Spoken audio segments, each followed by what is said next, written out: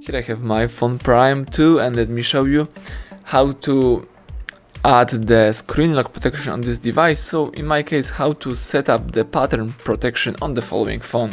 So at the very beginning, let's start by using the home screen, tap apps icon. Then let's find and select the settings. Here I have settings.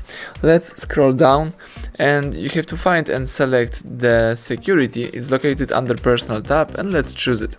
Then choose screen lock, and now you have to decide that you would like to use pattern, pin or password. So in my case, let me select the pattern.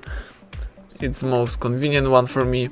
Let's draw your unlock pattern, let's tap continue, and let's do it again just for confirmation. As you can see, now you have to choose your form of notifications. You can show all notification content, hide sensitive notification content, or don't show notifications at all. So in my case, let me show all, and let's tap done.